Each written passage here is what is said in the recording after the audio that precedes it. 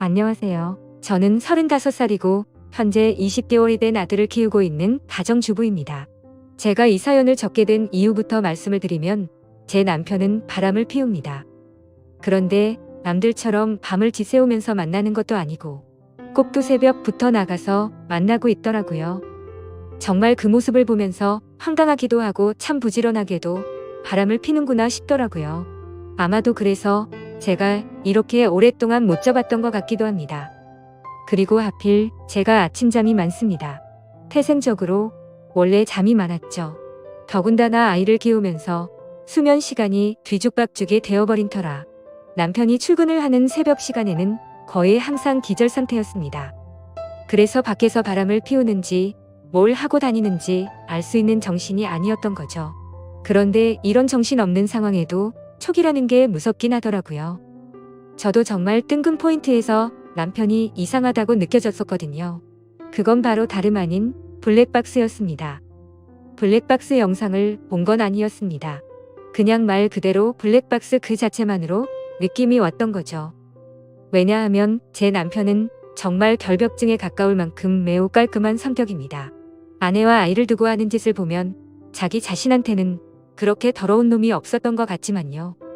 아무튼 남편이 유독 신경 쓰는 것 중 하나가 자동차 관리를 하는 거였습니다. 가끔 옆에서 지켜보면 정말 심하다 싶을 정도로 내부 청소도 자주 하고, 그렇다고 엄청 비싼 차도 아니고 평범한 차였는데 엄청 극성 맞구나 싶더라고요. 그런데 어느 날 퇴근하고 집에 오는 길에 블랙박스를 뜯어서는 가지고 왔더군요.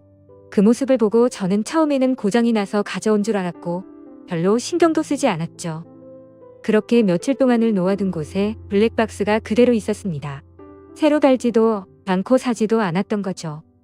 한마디로 그냥 저희 차에는 블랙박스가 없었던 겁니다. 그렇게 자동차에 온갖 애정을 쏟던 사람의 차에 말이죠. 그리고 저희 아파트에는 지하 주차장이 있는데 남편은 무조건 지하에 차를 넣어야 마음이 놓인다고 했었죠. 분리수거하는 날이나 야근하고 늦게 와서 지하 주차장이 꽉 찼을 때는 어쩔 수 없이 지상에 주차를 하고 들어와서는 지하에 주차를 할 수 있을 때까지 매 시간 들락날락 할 정도였습니다. 그렇게 결국 무조건 지하에 넣어놔야 안심하고는 잠을 자는 성격이죠. 이게 뭔가 앞뒤가 안 맞지 않나요? 차를 그렇게 애지중지하는 사람의 행동이라고는 볼 수가 없었고 그때부터 뭔가 이상하다는 촉이 왔었죠. 그렇게 의심을 하던 중 큰 사건이 하나 터졌습니다.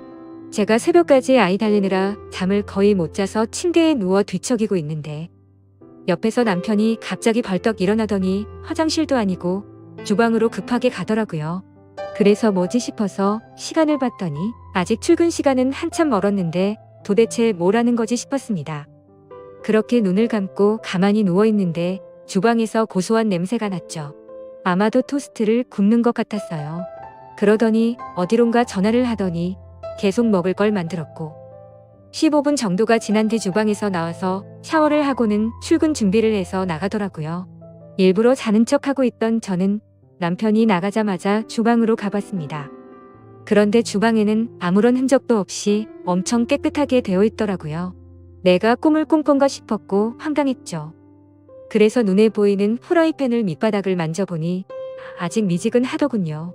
아무런 흔적도 없는데 뭔가를 만들기는 만들었다는 거였습니다. 그날 이후 제 의심은 극도로 올라갔고 수면 패턴이 아예 바뀌어버려서 밤에 잠을 못 잤습니다. 그래서 일부러 자는 척하면서 새벽마다 남편이 출근하는 걸 봤습니다. 밤새 안 자는 척하긴 어려웠기에 아이방에서 자는 척을 하고 남편의 인기척이 들리면 문틈으로 밖을 봤죠. 그날도 어제와 같이 일어나자마자 주방으로 가더니 커피를 타서 보온병에 넣더군요. 실루엣만 봐도 세상 신나 보였죠. 작은 소리로 콧노래를 흥얼거리면서 마치 소풍 가는 사람처럼 즐겁게 준비를 하더라고요. 그리고는 전날과 같이 뒷정리를 흔적도 없이 깔끔하게 해놓고는 출근을 했습니다. 하루 이틀이면 그러려니 했을지도 몰랐을 겁니다. 그런데 매일 새벽 5시 30분이면 기계처럼 일어나서 무언가를 열심히 만들어서 6시 정각에는 집 밖으로 나갔습니다. 남편이 9시까지 출근해야 했는데 평소에는 7시에 나갔는데 1시간이나 일찍 나갔던 거죠. 회사에서 무슨 일이라도 있나? 아니면 혹시 투잡이라도 뛰는 건가? 별의별 생각을 다 했죠. 솔직히 그때까지도 저는 제 남편을 믿었습니다. 하지만 매일같이 그런 모습을 보다 보니 의심은 나날이 커져가더라고요. 그래서 결국 저는 남편이 자는 동안 핸드폰을 뒤져봤어요. 패턴 암호는 연애 시절 그대로 쓰더군요. 근데 아무것도 없었습니다. 카톡도 회사 단체 단톡방 외에는 특이한 것도 없었고 문자나 통화 기록도 너무 깨끗했습니다. 그래서 제가 괜히 남편을 의심한 건가 착각을 하기도 했죠. 하지만 쉽사리 의심은 사그러들지 않았고 그 다음 날도 저는 아기 방에서 자는 척을 했고 남편이 나갈 때 저도 몰래 따라 나갔습니다. 남편은 지하 주차장으로 내려갔고 저는 미리 불러둔 택시를 타고서 뒤따라 가려고 기다리고 있었습니다. 그런데 택시에서 10분을 기다려도 남편의 차는 올라올 생각을 하지 않더라고요. 분명 남편이 지하 주차장으로 가는 걸 봤는데 나오지를 않더라고요. 저는 어쩔 수 없이 택시값을 계산하고 죄송하다고 하고는 서둘러 지하 주차장으로 내려가 봤죠. 혹시나 제가 찾는 게 들킬까 봐서 조심히 남편 차를 찾아봤습니다. 지하 2층으로 내려가 보니 남편의 차가 지하 주차장에 있더라고요. 멀리서 보니 시동도 켜져 있지 않고 빈 차 같더군요. 그래서 남편이 차를 안 가져갔는데 제가 못 본 사이 나갔구나 했습니다. 어쩔 수 없이 저는 다시 집으로 올라가려고 할 때였습니다. 그때 때마침 어떤 여자가 제 남편 자동차 쪽으로 점점 다가가더니 너무나 자연스럽게 제 남편 차에 타는 겁니다. 그때부터 인생에서 가장 크게 제 심장이 쿵쾅쿵쾅 뛰기 시작했습니다. 그렇게 믿으려고 애써봤건만 제 남편은 투잡을 뛰려고 일찍 일어난 게 아니었습니다. 다른 여자와 두 집 살림을 하려고 일찍 나가고 있었던 거였죠. 그렇게 한참을 다른 사람 차 사이에 숨어서 보고 있는데 너무 슬펐습니다. 당장 뛰어가서 머리채라도 잡고 싶은데 아무런 증거도 목격하지 못했기에 처량하게 지켜볼 수밖에 없었죠. 1시간가량 시동도 안 킨 자동차에 있더니 7시쯤이 되자 갑자기 시동을 걸고 차가 빠져나가더군요. 저는 곧바로 집으로 돌아와서 떨리는 마음을 진정시키면서 제 남편의 최근 행동들에 대해서 차분히 생각을 해봤습니다. 무슨 낌새가 있었나 한참을 생각했지만 남편은 가정에 충실했었거든요. 야근도 자주 안 하고 집에 일찍 들어와서 아이도 봐주고 아무런 투정 없이 집안일도 잘 도와줬습니다. 도저히 머리를 쥐어 짜내도 전혀 의심할 것들이 없더라고요. 근데 그 순간 생각이 난 게 예전에 한번 저에게 카풀에 대해 말한 적이 있었습니다. 우연히 알게 됐는데 우리 동네에 직장 동료가 사는 걸 최근에 알았다고요. 그래서 기름값도 아낄 겸 카풀을 해볼까 하는데 제 의견을 물어보더군요. 그때 저는 아이를 보느라 정신이 없었기에 별로 대수롭지 않게 두 동료가 여자면 하지 말고 남자면 하라고 가볍게 말하고 넘어갔죠. 카풀이라는 게 매일같이 자동차를 함께 타고 출근하는 거라 이성끼리 눈 맞는 경우도 종종 있다고 들은 기억이 있었습니다. 그래서 남편에게 여자면 하지 말라고 분명히 말했는데 제 말을 무시하고 지금까지 그걸 하고 있었던 거였습니다. 카풀이라고 확신하니 그동안 남편의 이상한 행동들이 마치 퍼즐 조각처럼 다 맞아지더군요. 블랙박스를 설치하지 않는 이유도 그렇고 자동차에 병적으로 집착하는 이유도 알겠더라고요. 결국에는 흔적 없이 깔끔하게 바람을 피우려고 그랬던 거였습니다. 다음 날도 저희 남편은 새벽에 일어나서 무언가 도둑고양이처럼 준비하더니 6시 정각에 나갔습니다. 그 꼴을 보고 있으니 너무 황당해서 어이가 없더군요. 저는 그래서 바로 남편을 따라서 지하 주차장으로 내려갔습니다. 이번에도 자동차에 타서는 시동도 걸지 않고 그 여자를 기다리고 있더군요. 10분 정도가 지나자 어제 봤던 그 여자가 다시 왔습니다. 같이 함께 차를 타고 한참 동안 차 안에 있다가 어제처럼 7시 정각에 출발을 하더라고요. 저 여자도 참 부지런하네요. 매일 그 시간에 와서 저짓거리를 하다니. 일찍 일어나는 새가 바람도 잘 피우는 것 같네요. 이번에는 두 눈 부릅뜨고 제대로 끝까지 지켜봤습니다. 멀리서 몰래 보다 보니까 자세히 보이지는 않았지만 두 개의 동그란 머리가 하나로 뭉쳐지는 건 정확하게 보였습니다. 그냥 이건 확실하다는 확신을 줬었죠. 둘이 차 안에서 그 짓거리를 하고 다닌 거였습니다. 그걸 보는 순간 저도 모르게 화가 나서 눈이 뒤집힐 뻔했고 저도 모르게 눈물이 났습니다. 남편의 불륜이라는 걸 직접 겪어보니 분노가 머리끝까지 치밀어 오르더라고요. 그동안 남편이 되게 이상하게 대한다거나 갑자기 잘하려고 했던 상황들을 하나씩 차근차근 생각해보니 저 여자랑 차 안에서 바람을 피우느라 찔려서 그랬구나 싶은 생각에 정말 돌아버리겠더군요. 저는 곧바로 친정엄마에게 연락을 해서 병원에 다녀온다며 아이를 좀 봐달라고 부탁을 드렸고, 아이를 친정에 맡긴 뒤 저는 곧바로 변호사 사무실을 찾아갔습니다. 변호사분과 이야기를 한참 동안 해봤지만 결론은 그거였습니다. 깔끔하게 하는 게 제 심신에 좋을 거라며 위자료 2천만 원에 양육비 받고 이혼을 하는 걸 추천하더라고요. 그 이야기를 듣자 너무 억울하고 분통이 터지더군요. 어떻게 남편이 타고 다니는 자동차 가격보다 낮은 금액으로 내 인생 날린 걸 퉁치려고 한다는 게 말이 됩니까? 그래서 저는 일단 다시 연락드린다고 말하고는 변호사 사무실을 나왔습니다. 누구에게 물어봐야 하나 싶었고 제 주변 친구 중에 이혼을 한 친구들을 찾아봤습니다. 솔직한 속마음으로 그런 친구가 없으면 어쩌나 했는데 너무 많아서 놀랄 정도였죠. 가까이 사는 친구들 3명에게 연락을 해서 만났는데 전부 다 자신들이 겪은 이야기를 하면서 울고 앉아 있었습니다. 그런데 이야기를 들어보면 대충 돈은 다 비슷하게 받았더라고요. 사실 재벌 집에 시집가지 않고서야 거기서 거기겠지 싶더군요. 저는 32살에 아이를 낳았고 제 아이가 몸이 많이 약해서 새벽에 응급실만 3번 다녀오고 나서 도저히 일과 육아를 병행할 수 없겠구나 싶었고 그냥 깔끔하게 8년 다니던 그 좋은 직장을 그만뒀습니다. 그런데 이런 건 어떻게 보상해 줍니까? 고작 2천만 원이라니 너무 탈했습니다. 아무튼 그건 나중에 해결할 문제라는 생각에 저는 친구들과 헤어지고서 그 두 인간에게 복수를 하기 위해서 곧바로 페인트를 사러 갔습니다. 가자마자 페인트 사장님에게 가장 안 지워지고 오래 가는 걸로 달라고 말씀을 드렸고, 빨간색 페인트 4통과 두툼한 붓도 몇 개를 사서 배달을 부탁드리고 집으로 들어갔죠. 그날 저녁도 다른 날과 다르지 않게 남편은 퇴근하고 일찍 집에 들어와서 집안일을 도와주더군요. 그 꼴을 보고 있으니 나중에 제가 없어도 참 잘 살겠구나 싶었습니다. 그리고 기가 막히게도 대뜸 주말에 출장이 잡혀서 갔다 온다고 하는데 속이 뻔히 보이더군요. 역겨운 마음에 욕이 튀어나올 뻔했지만 증거도 만들어야 했고 복수를 제대로 해야 한다는 생각에 겨우 참았습니다. 잠이 들 준비를 마친 뒤 남편은 인터넷으로 볼만한 영화를 찾고 있길래 무슨 영화냐고 같이 보자고 제가 은근슬쩍 찔러봤습니다. 그러자 남편은 나중에 회사에서 쉴 때 본다고 말하더군요. 그러더니 저를 위하는 척하면서 일찍 자라고 하더라고요. 웃음밖에 안 나왔습니다. 블랙박스 떼놓고 그 자리에 영화 틀어놓고 둘이서 보려는 게 눈에 뻔히 그려졌습니다. 그래서 이를 갈면서 아무렇지도 않은 척 저는 남편에게 말했죠. 자기도 일찍 일어나려면 피곤할 텐데 대충 고르고 쉬어라고 말하고는 저는 아이 방으로 갔습니다. 어차피 오늘 아무리 재밌는 영화를 고르면 뭐 하냐 싶었죠. 내일 내가 가서 깽판 치면 영화는 10분도 보지 못할 텐데 한심스럽더군요. 그렇게 그날 밤이 지나고 새벽이 되었습니다.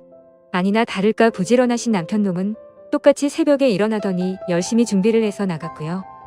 저도 곧바로 엄마에게 빌린 차에 실어뒀던 고무장갑을 양손에 끼고 페인트와 붓을 빼들고 따라갔습니다. 지하 주차장에 도착하니 항상 주차하는 곳에 남편의 차가 보였습니다. 심장이 터질 듯이 떨리고 무서운 마음도 들었지만 최대한 차분히 기다렸습니다. 그러자 상간녀가 또각또각 구두 소리를 내면서 기분 좋은지 생글생글 웃으면서 차로 다가가더군요. 그렇게 그 여자가 남편 차에 타는 것까지 확인을 했습니다. 그리고 저도 페인트 뚜껑을 열어서 들었고 다른 한 손에는 휴대폰을 들고서 남편 차로 조용히 다가갔죠. 심장이 터질 것 같았고 무서웠지만 그 마음은 곧바로 분노로 바뀌었습니다. 가까이 다가가서 보니까 둘은 아주 한 몸이 되기 직전이더군요. 저는 곧바로 휴대폰으로 동영상 녹화를 하고서 주머니에서 붓을 빼들었습니다. 남편 차가 실버 색상인데 빨간 페인트를 찍어서 남편 차에다가 그대로 글자를 적기 시작했습니다. 진짜 그 순간 엄청나게 통쾌했고 페인트가 기가 막히더군요. 저는 그곳에다가 불륜남과 상간녀가 타고 있어요 라고 적었습니다. 빨강색 글씨에 큼직하게 써서 멀리서도 곧바로 보이겠더라고요. 자동차 앞유리에도 글자를 적기 시작했어요. 조수석 부분에는 상간녀라고 적었고요. 운전석에는 불륜남이라고 또박또박 적어놨습니다. 차 안에 두 사람은 멍하니 깜짝 놀라서 멍하니 저만 바라보고 있더라고요. 너무 역겨운 마음에 저는 그 두 사람을 쳐다보지도 않았습니다. 그렇게 바로 자동차 뒤로 가서 우리 지금 바람 펴요라고 적어줬고요. 트렁크에다가는 바람피는 유부남이라고 적었습니다. 그렇게 실컷 페인트 칠을 마치고 나서 조수석으로 다가가서 유리창을 톡톡 두드렸습니다. 당장 열어라 망치 갖고 와서 깨부셔버리기 전에라고 말하자 운전석에 있던 남편이 나와서 제게 다가오더군요. 남편은 차에서 내려서는 가까이 오지도 못하면서 오해라고 난리가 났고요. 저는 붓을 들고 너한테도 몸통 페인트질 해줄 테니 가까이 오라며 네가 인간이냐고 소리를 질렀습니다. 그렇게 난리가 났는데도 그 상간녀는 끝까지 차에서 내리지 않더라고요. 저는 너무 열이 받아서 붓으로 유리를 툭툭 치면서 당장 나오라고 소리를 질렀습니다. 결국 소리를 질러대다 보니 아파트 주민 신고로 저희 세 사람은 경찰서로 갔습니다. 그제서야 그 역겨운 상간녀 얼굴을 가까이서 마주하게 되었던 거죠. 조금 뒤에는 상간녀의 남편 같은 사람이 경찰서로 뛰어들어왔고요. 저는 다른 계획이 있었기에 아무 말도 하지 않고 가만히 냅두고 있었습니다. 제 남편과 이 여자가 저를 어떻게 신고하겠어요? 저는 바쁘니까 알아서 하세요라고 말하고는 경찰서에서 나와버렸습니다. 그리고 몰래 숨어서 지켜보고 있으니 제 남편과 그 상간녀는 같이 출근을 했고 저는 그 상간녀의 남편을 뒤따라갔습니다. 따라가 보니 저희 바로 옆 동에 살고 있더라고요. 엘리베이터 올라가는 층수까지 확인을 마친 뒤에 저는 곧장 친정집으로 갔습니다. 그날은 휴대폰을 꺼버리고 거기서 아이와 있었죠. 그리고 다음날 새벽 저는 다시 저희 동네로 갔습니다. 저희 집이 아닌 그 상간녀가 살고 있는 아파트동에 어제 봤었던 그 층으로 올라갔습니다. 그리고 거기서 조용히 기다렸습니다. 그렇게 6시가 조금 지나자 신발을 신는 소리가 들렸고 한쪽 현관문이 열리더라고요. 오늘은 늦게 나오겠지 싶은 생각도 해봤지만 이것들이 아직도 정신을 못 차렸나 봅니다. 나오는 사람은 어제 봤었던 상간녀가 맞았고요. 그 상간녀는 문 앞에 서 있는 저를 보고 소리를 지르면서 그 자리에서 주저앉아 버렸습니다. 저는 그 여자를 보지도 않고 묵묵히 제 할 일을 시작했습니다. 가져온 페인트통 붓을 듬뿍 발라서는 그 상간녀 집 현관문에 적기 시작했습니다. 이 집에 상간녀가 살고 있어요. 일찍 일어난 상간녀가 유부남을 꼬신다라고 적었습니다. 그 상간녀는 소리를 지르기 시작했고 저는 아무렇지 않게 아주 태연하게 계속 글자를 적어나갔습니다. 카풀 뜯어먹는 소리 안에 차에서 이상한 짓이라고 적고 있는데 갑자기 그 집에서 그 여자의 남편이 뛰쳐나오더라고요. 저를 보자마자 또 이 아줌마냐고 도대체 왜 그러냐고 하더군요. 남의 집에 무슨 짓거리냐며 이거 전부 다 손해배상 청구할 테니 그렇게 알라고 하더라고요.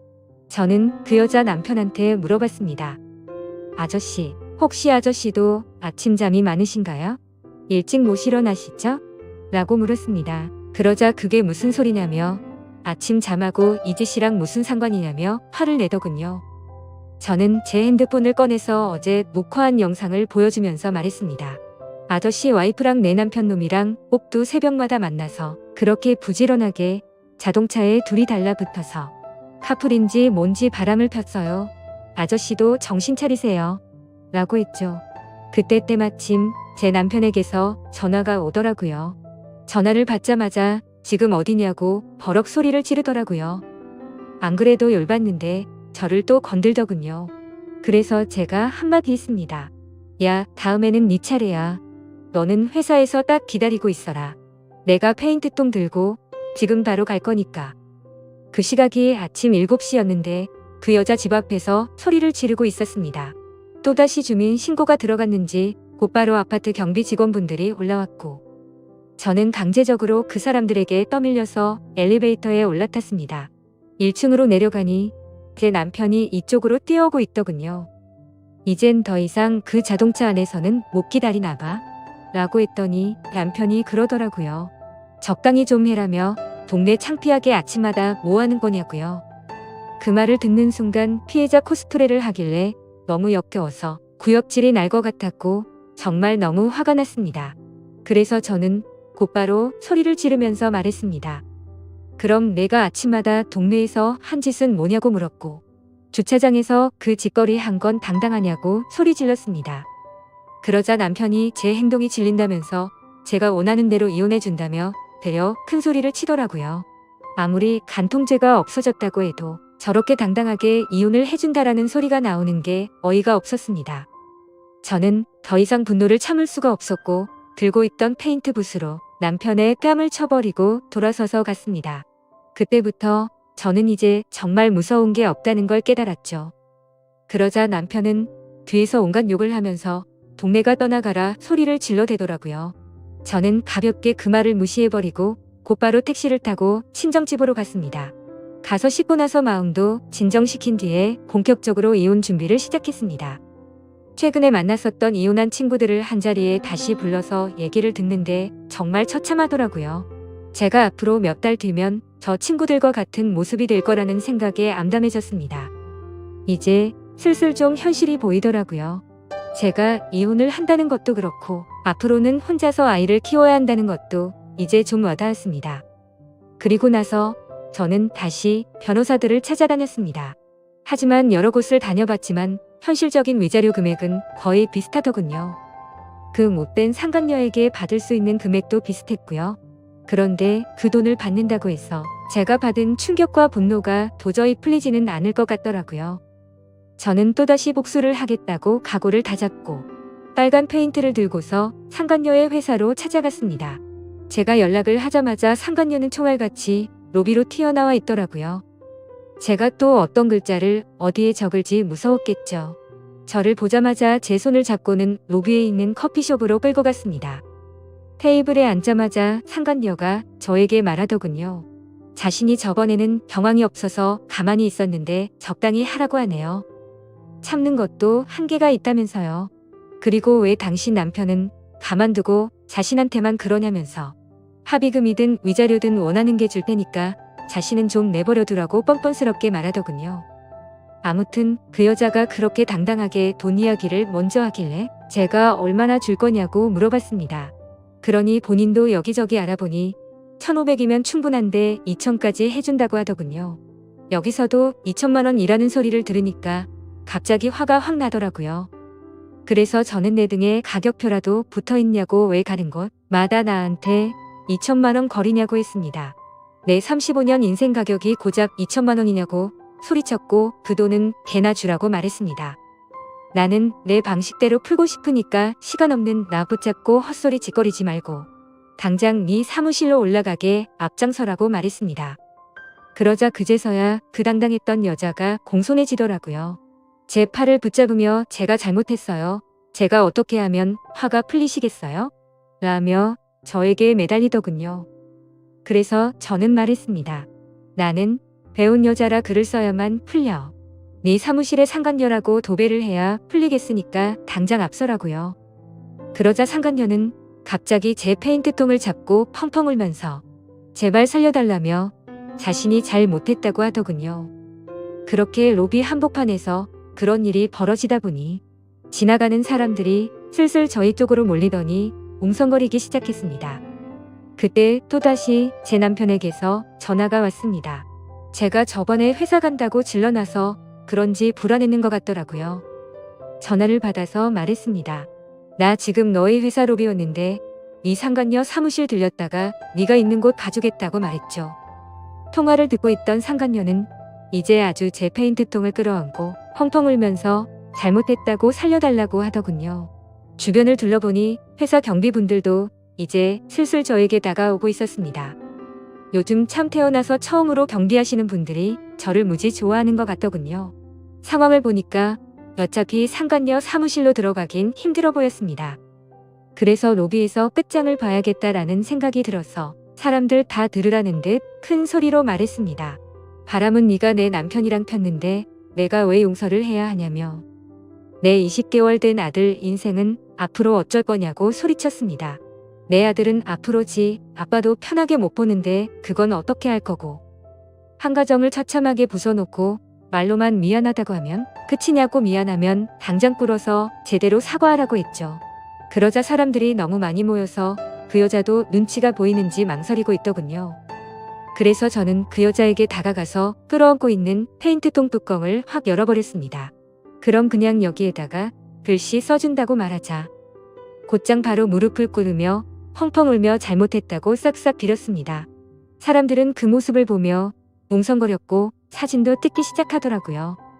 그때 때마침 제 남편도 뛰어와서는 회사까지 찾아와서 이러는 건 다 불법이라고 말하더군요. 그래서 저도 곧바로 말했습니다. 이게 불법이면 니네 둘이서 바람핀 건 간통죄 없어져서 불법 아닌 것 같냐고. 내가 벌금 다 낼 테니까 내가 불법을 저지르던 말던 넌 네 앞날이나 신경 쓰라고 했죠. 그리고 지금 당장 이 사무실 올라갈 거니까 나한테 이래라 저래라 하지 말라고 했습니다. 그러자 남편놈도 곧바로 제게 미안하다면서 제발 화 풀라고 굽신거리기 시작하더군요. 제 손을 잡고 계속 나가자고 하더라고요. 저는 나를 데려가고 싶으면 당장 네 차 갖고 오라고 말했습니다. 어차피 여기서 우리 집까지 30분이면 갈 수 있는 거리던데 지금 당장 가져오라고 했죠. 남편은 지금 그 차에 페인트 칠 해놔서 못 가져온다며 대낮에 그걸 어떻게 타고 오냐고 말하더군요. 그래서 저는 새벽에 거기서 그 짓거리 하는 건 괜찮냐고 되물었고 난 2번 말하지 않는다며 지금 당장 차 가지러 안 가면 나는 여기 로비에다가 네가 저 상간녀랑 한 짓 다 적을 거니까 당장 선택하라고 말했습니다. 그러자 도저히 답이 없는 걸 알았는지 남편이 차를 가지고 오겠다며 조금만 기다리라며 허겁지겁 뛰어나가더군요. 저는 아무렇지 않게 태연하게 아까 있었던 커피숍에 앉아서 다시 상간녀를 불러서 내 남편이 새벽마다 타다 준 그 커피보다 맛있는 걸로 좀 시켜보라고 말하고는 가만히 앉아서 그렇게 남편을 기다렸습니다. 1시간 동안 기다리니까 남편은 결국 그 차를 끌고 왔더군요. 주차되어 있는 거리로 나가보니 주변에 있던 모든 사람들이 다 차를 쳐다보긴 하는데 통쾌하더라고요. 제가 봐도 참 글씨를 또박또박 잘 써놔서 멀리서도 바로 보이더라고요. 저는 바로 그 차로 가서 뒷좌석에 탔고 그 차를 타고 곧바로 친정으로 갔습니다. 남편은 창피한 건 아는지 선글라스를 쓰고 고개를 푹 숙이고 운전하더군요. 친정집 근처에 내려서 제 아들을 태우고 바로 시댁으로 갔습니다. 시댁 입구에서 시어머니께 전화를 했습니다. 지금 보여드릴 게 있으니 시아버지랑 같이 내려와 달라고 했죠. 잠시 후 시부모님은 나오자마자 자기 아들 차를 보고 기겁을 하시더군요. 누가 그랬냐고, 누가 이딴 낙서를 했냐고 하셔서 제가 말했습니다. 어머님 바람은 어머님 아들이 이 차 안에서 피웠고요. 빨간 글자들은 제가 직접 썼어요. 죄송하지만 저희 오늘부로 이혼할 거고 그래서 아이 데려왔다고 했습니다. 이제 손주 잘 키워주시면 된다고 말씀드리자 시어머니는 저에게 소리를 지르며 모성애도 없는 년이 지 남편 잠깐 한눈 판 걸로 이 난리를 피냐고 하더군요. 그래서 제가 그랬습니다. 모성애가 뭐가 중요하냐고요. 애 키우려면 돈이 있어야 하는데 이 무능한 남자가 양육비를 주겠냐고 물어봤고 세상 믿을 사람이 없어서 새벽마다 여자애 환장해서 바람피운 짐승놈을 믿겠냐고 말했습니다. 앞으로 제가 직장 구해서 양육비도 제가 드릴 테니까 어머님은 손주 잘 키워달라고 말하고는 뒤돌아서 걸어갔습니다. 그러자 뒤에서 시어머니는 소리를 지르면서 온갖 욕을 하시더라고요. 주변을 둘러보니 동네 주민들도 나와서 남편 자동차를 구경하는데 참 이게 뭔가 싶었습니다. 그렇게 저는 택시를 타고 친정으로 가는 동안 정말 많이 울었습니다. 저렇게 한풀이를 하고 당당한 척을 했어도 전혀 괜찮지 않았고 너무 힘들었거든요. 제 아이 걱정도 많이 됐지만 저는 어쩔 수 없이 참아야 했습니다. 아이를 위해서라도 제가 돈을 벌어야 했고 그 누구도 믿을 수가 없었기 때문이었죠. 그렇게 저희는 결국 법적으로 이제 남남이 되었고 이혼 서류에 도장을 찍었습니다. 그리고 가장 걱정했던 아이 문제는 잘 해결되었어요. 시댁에서 3일 만에 전화가 오더라고요. 아이 데려가라면서 도저히 안 되겠다고 힘들다고 하시더군요. 남편도 저에게 아이 데려가라고 했고 친권과 양육권 포기 각서받고 다시 데려왔습니다. 그래서 제 아이는 친정에서 엄마가 잘 돌봐주시고 계시고 전 남편에게 받은 양육비에 제 월급까지 엄마에게 드리고 있습니다. 걱정되었던 재산 분할도 잘 받았고 상간녀에게 위자료도 다 받았습니다. 제 돈 들어간 거 다시 받는 거라 기분 좋고 그럴 건 없었지만요. 그리고 지금 상간녀도 이혼 소송 중이라던데 제가 페인트통으로 난리를 피워서 그런지 제 위자료는 바로 입금했더라고요. 그리고 며칠이 지나서 갑자기 그 상간녀는 저에게 명예훼손을 걸었더군요. 아마 다니던 회사를 계속 다니는 건 어려웠겠죠. 어차피 많이 내봐야 200이라던데 그 돈 한 푼이 값이라 생각하려고요. 사실 페인트로 한 풀이를 했어도 아직도 화가 많이 남아있고 공허한 마음이 채워지진 않는 것 같습니다. 아무튼 앞으로 제 아들만을 위해서 열심히 일하고 잘 살아보려고 합니다. 부디 다른 분들은 저처럼 이런 마음 아픈 일이 생기지 않으셨으면 좋겠습니다. 감사합니다.